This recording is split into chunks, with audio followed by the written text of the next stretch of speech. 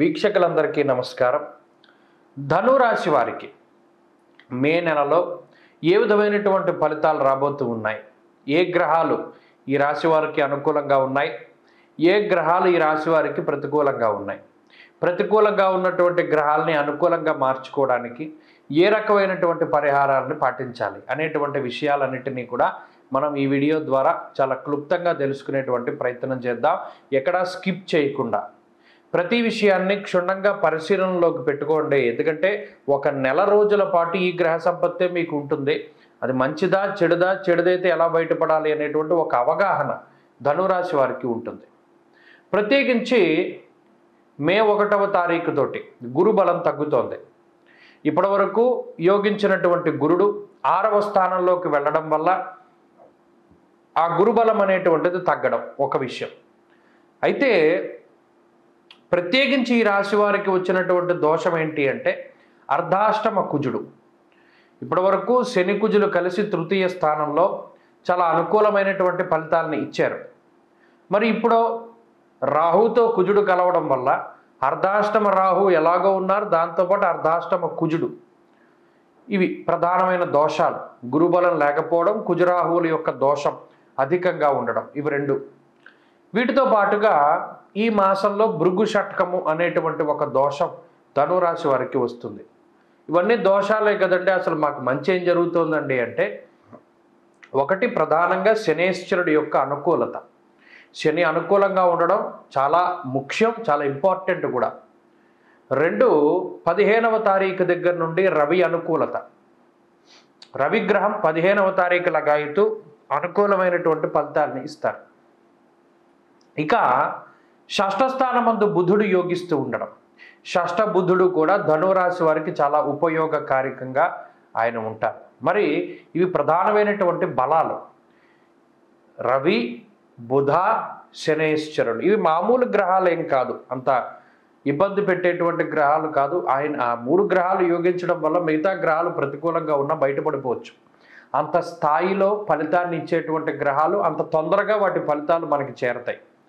ప్రత్యేకించి ఇప్పుడున్నటువంటి గ్రహస్థితి ప్రకారం తృతీయంలో శనేశ్వరుడు ఉండడం వల్ల ఆర్థికంగా ఏ విధమైనటువంటి ఇబ్బంది ఉండదు.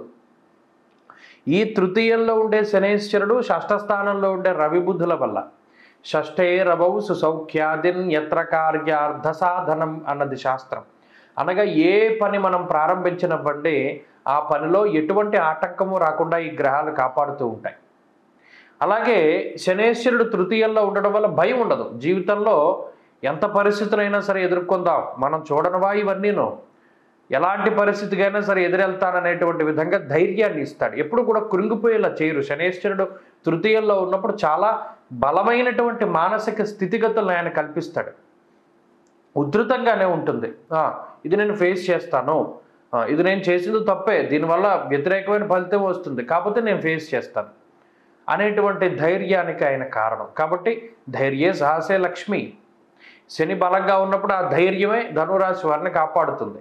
ఇక్కడ అర్ధాష్టమ కుజరాహువులు, చతుర్థం చాలా కీలకమైనటువంటి స్థానం. బంధుభావేన బంధుశ్చ గృహం మాతృబలం సుఖం అన్నది శాస్త్రం. అనగా చతుర్థ స్థానానికి చాలా వాల్యూ ఉంది, వెయిటేజ్ ఉంది జ్యోతిష్యంలో. అది బంధువులకి సంబంధించిన స్థానం, తల్లిగారికి సంబంధించిన స్థానం, సుఖంగా ఉండడానికి, పశుపక్షాదులు మీరు పెంచుకునేటువంటివి, అలాగే వాహనాలు, విద్య, గృహము, బలము, తేజస్సు, యశస్సు, పదవి, వీటికి సంబంధించి అది చాలా ముఖ్యమైన స్థానం. మరి అందులో కుజరాహువులు ఉండడం అనేటువంటిది ఒకంత వ్యతిరేకమే. మరి ఏమవుతుందండి అంటే భాగ్యహానిర్భయం క్రూరం బంధువైరం ధనక్షయం చిత్తభ్రంశం వాతరోగం అనేటువంటిది శాస్త్రంలో చెప్పారు. మరి ఈ విధంగా చెప్పడం వల్ల ఏంటంటే, ఒకటి మానసికమైన భయం. శనేశ్వరుడు ధైర్యాన్ని ఇస్తాడు అని మనం ఎలా చెప్పుకున్నామో ఈ చతుర్థంలో కుజుడు ధైర్యాన్ని తీసేస్తాడని కూడా చెప్పుకోవాలి. ఈ రెండు సంఘర్షణలు ఉంటాయి. ఒక సందర్భంలో ధైర్యం వస్తుంది, ఒక సందర్భంలో ధైర్యాన్ని కోల్పోతారు. ఇది సాధారణంగా చాలా మందిలో జరుగుతుంది. ఇది గ్రహస్థితి వల్లే. రాహు చతుర్థ స్థానంలో ఉండడం వల్ల 4 కాళ్ళ జంతువుల వల్ల భయం అన్నాడు. అంటే ఏదైనా కుక్కల వల్ల కానీ, లేదా ఆవుల వల్ల, లేదా ఈ రోడ్డు మీద తిరిగేటువంటి జంతువులు ఏవైతే ఉన్నాయో వాటి ద్వారా కొంత జాగ్రత్తగా ఉండడం ఒకటి. ఇంకోటి ఏంటంటే కలుషితమైనటువంటి ఆహార పదార్థాలను భుజించడం ద్వారా తీవ్రమైనటువంటి అనారోగ్య సమస్యలు వస్తాయి. కాబట్టి తీసుకునేటువంటి ఆహారం విషయంలో చాలా జాగ్రత్తగా ఉండాలి. ప్రత్యేకించి ఎవరైనా డైట్ పాటిస్తూ ఉన్నటువంటి వారు దాన్ని మానుకోవడం అనేటువంటిది ఉత్తమం. సాధారణంగా ఎప్పుడూ తినేటువంటి విధానంలోనే భోజనం చేయాలి, కానీ కొత్తగా డైట్ పాటిస్తూ ఉండడం అనేటువంటి దానివల్ల కొంత ఇబ్బంది పడతారు. శరీరం అలసిపోతుంది, ఇబ్బంది పడుతుంది. ప్రత్యేకించి 6వ స్థానంలో రవి ఎప్పుడైతే వస్తారో 15వ తారీఖు తర్వాత వస్తాడు, మే నెలలో. ఆయన వచ్చినప్పటి నుండి కూడా కొంత ఆరోగ్యపరంగా ఉత్సాహంగా ఉంటారు. అంటే ఏదైనా చిన్నపాటి అనారోగ్య సమస్యలున్నా అధిగమించి ఉత్సాహంగా ఉండగలుగుతారు. రుణబాధలు, రోగబాధలు తగ్గుముఖం పడుతూ ఉంటాయి. కొంత జీవితంలో అటు ధైర్యము, ఉత్సాహం కూడా రెట్టింపుగా వస్తూ ఉంటుంది. ఇది ఈ మాసంలో ప్రధానంగా ఉన్నటువంటి గ్రహస్థితి వల్ల. దీన్ని అవుట్లైన్ చూసుకుంటే ఆర్థిక ఇబ్బందులు ఏమీ లేవు, మానసికమైనటువంటి చిన్నపాటి సమస్యలు, కుటుంబపరమైనటువంటి ఇబ్బందులు ఇవి ప్రధానంగా కనబడుతూ ఉన్నాయి.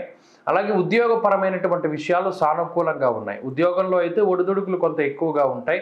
ఎందుకంటే ఇదివరకు చురుగ్గా పనిచేసినట్టు మైండ్ పనిచేయదు. పంచమం నుంచి గురుడు తప్పుకున్నారు, షష్ఠ స్థానంలోకి వెళ్ళారు. కాబట్టి కొంత చురుకుదనం తగ్గుతూ ఉంటుంది. ప్రత్యేకించి ఆలోచన శక్తి తగ్గుతూ ఉంటుంది. కాబట్టి 1-2 సార్లు ఆలోచన చేసి నిర్ణయం తీసుకోవాలి. ఉద్యోగంలో కొంత ఒత్తిడి ఉంటుంది. వ్యాపార పరంగా ఇది మిశ్రమమైనటువంటి గ్రహస్థితి. వ్యాపార పరంగా ధనురాశి వారికి అంత లాభము లేదు, అంత నష్టము లేదు. ఈ మాసంలో అలా ముందుకు సాగుతూ ఉంటుంది. కొత్తగా మీరేం పెట్టుబడులు పెట్టనక్కర్లా, మంచి ఫలితాలే కనబడుతూ ఉన్నాయి. ఇక విద్యార్థులకి మాత్రం ఈ గ్రహస్థితి అంత మంచిది కాదు. ప్రత్యేకించి అర్ధాష్టమ కుజరాహువులు ఉండడం, గురుబలం తగ్గడం లాంటివి చదువుకునేటువంటి వారికి మాత్రం కొంత ప్రతికూలమైనటువంటి ఫలితాలను ఇస్తూ ఉన్నాయి. కాబట్టి చాలా జాగ్రత్తగా చూస్తూ ఉండాలి. గురువుల యొక్క అనుగ్రహం అవసరం. ప్రత్యేకించి ఈ చెడు ఫలితాల నుండి మిమ్మల్ని మీరు కాపాడుకోవడానికి కుజుడికి, రాహువుకి ప్రీతిని కలిగించేటువంటి విధంగా సర్పసూక్తము అనేటువంటి మంత్రంతో ప్రతి మంగళవారం నాడు సుబ్రహ్మణ్యేశ్వర స్వామి వారికి అభిషేకం జరిపించుకోవడం, అలాగే కందిపప్పు, మినప్పప్పు ఇవి ఎక్కువగా దానం చేస్తూ ఉండాలి. ఎర్రటి పళ్ళు, నల్లటి పళ్ళు దానం చేస్తూ ఉండాలి. ప్రత్యేకించి మౌనంగా ఉండాలి. మంగళవారం నాడు ఎంత మౌనంగా ఉంటే అంత మంచి ఫలితాన్ని ఆశించవచ్చు. ప్రతిరోజు చదువుకోదలుచుకుంటే లక్ష్మీ నృసింహ కరావలంబ స్తోత్రం అనేటువంటిది ప్రతినిత్యము చదువుకోవడం ద్వారా కూడా ఈ వ్యతిరేకమైనటువంటి గ్రహస్థితి నుండి బయటపడేలా చేస్తుంది. స్పష్టం.